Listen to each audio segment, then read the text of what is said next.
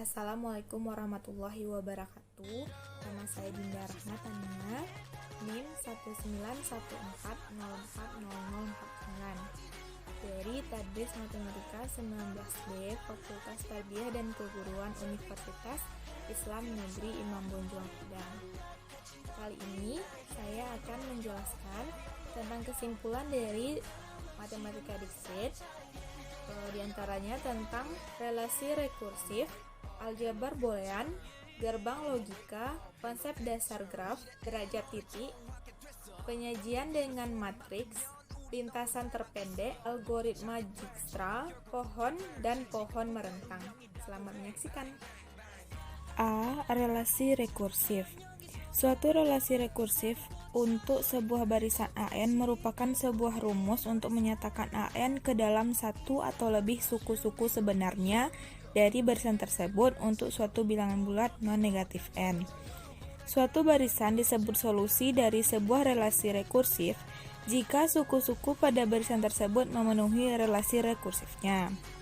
Contoh 1, misalkan AN adalah barisan yang memenuhi relasi rekursif. AN sama dengan AN kurang 1 kurang AN kurang 2 untuk N besar sama dengan 2. Lalu misalkan A0 sama dengan 3, A1 sama dengan 5, maka tentukanlah nilai A2 dan A3-nya. Maka penyelesaiannya, karena A2 sama dengan A1 kurang A0, maka A2 sama dengan 2. Karena A3 sama dengan A2 kurang A1, maka A3 sama dengan min 3. 2. Untuk bilangan bulat non-negatif N, apakah barisan AN sama dengan 3N, AN sama dengan 2 pangkat N, dan AN sama dengan 5 merupakan solusi bagi relasi rekursif AN sama dengan 2, AN kurang 1 kurang AN kurang 2? Maka jawabannya untuk yang pertama AN sama dengan 3N. Misal, AN sama dengan 3N untuk bilangan bulat non-negatif N, maka AN sama dengan 2AN kurang 1 kurang AN kurang 2. AN sama dengan 2 dikali N kurang 1 dikurang 3 kali N kurang 2, maka AN sama dengan 3N. Maka AN sama dengan 3N merupakan solusi bagi relasi rekursi AN sama dengan 2AN kurang 1 kurang AN kurang 2. Yang kedua, misal AN sama dengan 2 pangkat N untuk bilangan bulat non-negatif N, maka AN sama dengan 2AN kurang 1 kurang AN kurang 2. Maka AN sama dengan 2 pangkat N kali 1 kurang 1/4 sama dengan 2 pangkat N kali 3/4. Tidak sama dengan 2 pangkat N, maka AN sama dengan 2 pangkat N bukan merupakan solusi bagi relasi rekursi AN sama dengan 2AN kurang 1 kurang AN kurang 2. Yang ketiga, misalkan AN sama dengan 5 untuk bilangan bulat non-negatif N, maka AN sama dengan 2AN kurang 1 kurang AN kurang 2, maka AN sama dengan 5. Jadi AN sama dengan 5 merupakan solusi bagi relasi rekursi AN sama dengan 2AN kurang 1 kurang AN kurang 2. Yang kedua, aljabar boolean. Misalkan B adalah himpunan yang didefinisikan pada dua operasi, operator biner plus dan minus, dan operator unner komplement. Misalkan 0 dan 1 adalah dua elemen berbeda dari B. Maka tupel dari B plus minus komplement 0 dan 1 disebut aljabar boolean jika setiap ABC elemen B berlaku 4 aksioma di bawah, yaitu identitas, komutatif, distributif, dan komplement. Elemen B tidak didefinisikan nilainya, maksudnya yaitu aljabar boolean itu banyak sekali. Aljabar himpunan dan aljabar logika proposi termasuk aljabar boolean. Aljabar himpunan dan aljabar proposi adalah himpunan bagian atau subset dari aljabar boolean. Aljabar proposi. Yang pertama, B berisi semua proposisi dengan N peubah. 2.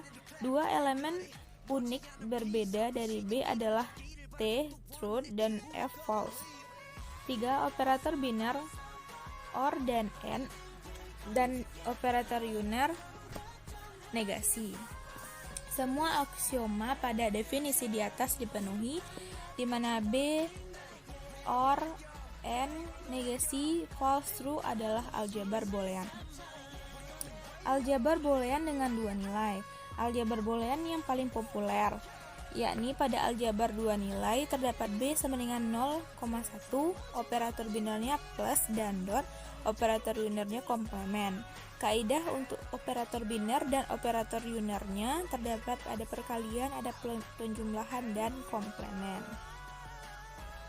Hukum-hukum aljabar boolean yaitu identitas, idempoten, komplement, dominansi, involusi, penyerapan.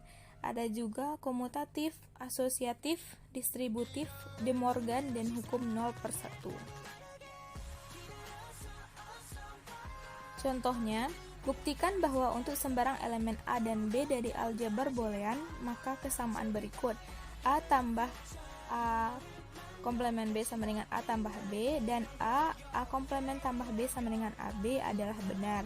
Penyelesaiannya, untuk yang pertama A tambah A komplement B sama dengan ini kita sesuaikan saja dengan hukum yang telah dipelajari sebelumnya, yaitu ada hukum penyerapan, hukum asosiatif, hukum distributif, hukum komplement, dan hukum identitas. Maka dijawab maka dapat dibuktikan bahwa A tambah A komplement B sama dengan A tambah B. Sedangkan yang kedua, A komplement tambah B sama dengan AB. Terbukti. Gerbang logika. Gerbang logika atau logic gates adalah sebuah entitas untuk melakukan pengolahan input-input yang berupa bilangan biner, yaitu hanya terdapat dua kode bilangan biner, yaitu angka 1 dan 0, dengan menggunakan teori matematika boolean sehingga dihasilkan sebuah sinyal output yang dapat digunakan untuk proses berikutnya. Jenis-jenisnya yang pertama itu gerbang AND. Apabila semua atau salah satu input merupakan bilangan biner berlogika 0, maka output akan menjadi 0. Sedangkan jika semua input adalah bilangan biner berlogika 1, maka output akan berlogika 1. Ini simbol gerbang AND dan tabel kebenarannya. Kedua yaitu gerbang OR. Apabila semua atau salah satu input merupakan bilangan biner berlogika 1, maka output akan menjadi 1. Sedangkan jika semua input adalah bilangan biner berlogika 0, maka output adalah berlogika. Ini simbol gerbang OR dan tabel kebenaran gerbang OR. Yang ketiga, gerbang NOT, yaitu fungsi gerbang NOT adalah sebagai inverter atau pembalik. Nilai output akan berlawanan dengan inputnya. Seperti digambar, ada simbol gerbang NOT dan tabel kebenaran gerbang NOT. 4. Gerbang NAND. Apabila semua atau salah satu input bilangan biner berlogika 0, maka outputnya akan berlogika 1. Sedangkan jika semua input adalah bilangan biner berlogika 1, maka outputnya akan berlogika 0. Di samping terdapat simbol gerbang NAND dan tabel kebenaran gerbang NAND. Gerbang NOR, yaitu apabila semua atau salah satu input bilangan biner berlogika 1, maka outputnya akan berlogika 0. Sedangkan jika semua input adalah bilangan biner 0, maka output akan berlogika 1. Terdapat simbol gerbang NOR dan tabel kebenaran gerbang NOR. Yang keenam yaitu gerbang XOR. Apabila input berbeda, contohnya input A sama dengan 1, input B sama dengan 0, maka output akan berlogika 1. Sedangkan jika input adalah sama, maka outputnya akan berlogika 0. Seperti gambar, simbol gerbang XOR dan tabel kebenaran gerbang XOR. Yang ketujuh, gerbang XNOR. Apabila input berbeda, contohnya input A sama dengan 1, input B sama dengan 0, maka output akan berlogika 0. Sedangkan jika input adalah sama, maka output akan berlogika 1. Seperti samping, simbol gerbang XNOR dan tabel kebenaran gerbang XNOR. Yang selanjutnya yaitu konsep dasar graf. Graf digunakan untuk mempresentasikan objek-objek dengan hubungan antara objek-objek tersebut. Graf terdiri dari dua pasang himpunan V, himpunan titik yang tidak kosong, berisi simpul atau vertex atau node, seperti V sama dengan V1, V2, V3, sampai seterusnya. Himpunan E yaitu himpunan sisi atau garis atau edge yang dinotasikan simpul E sama dengan E1, E2, E3, dan seterusnya. Seperti dapat dilihat pada gambar. Jenis-jenis graf yaitu yang pertama ada graf sederhana, graf yang tidak mengandung sisi ganda ataupun gelembung. Yang kedua graf ganda, graf yang mengandung sisi ganda atau multigraf. Dan yang ketiga adalah graf semu, graf yang mengandung gel atau graf semu atau pseudograf. Derajat titik. Derajat suatu simpul adalah jumlah sisi yang bersisian dengan simpul tersebut. Notasinya ditulis di V.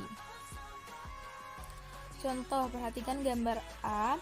Tinjauan graf A yaitu D1 sama dengan D4 yaitu 2, dan D2 sama dengan D3 sama dengan 3. Graf B di mana D5-nya 0 karena disebut simpul terpencil, dan D4-nya sama dengan 1 disebut simpul anting. Graf C-nya di mana D1-nya sama dengan 3 dan D2-nya sama dengan 4. Pada graf berarah, D in V sama dengan derajat masuk in degree atau jumlah busur yang masuk ke simpul V. D out V adalah derajat keluar out degree atau jumlah busur yang keluar dari simpul V. Maka didapat rumus di V sama dengan D in V tambah D out V. Perhatikan contoh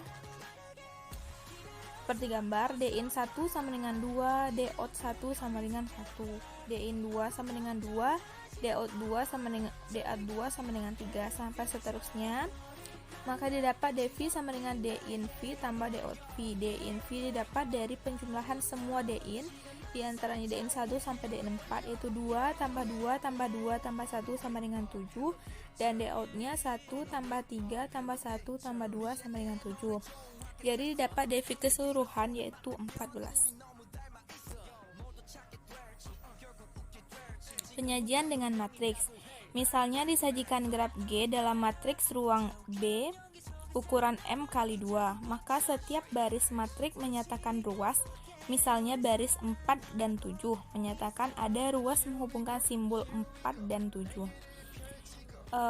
Macam-macamnya. Yang pertama, matriks adsensi dari graf G, yaitu matriks yang menghubungkan vertex dengan vertex tanpa ruas sejajar adalah matriks A berukuran N kali N yang bersifat 1 bila ada ruas V1 VJ, dan AIJ-nya sama dengan 0 bila dalam hal lain.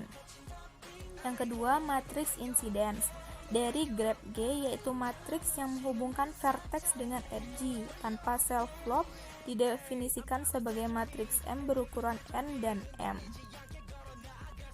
Contohnya, ini contoh dari penggunaan matriks, dimana kalau matriks luasnya langsung saja ke bawah atau matriks ke samping juga bisa dengan secara pasangan.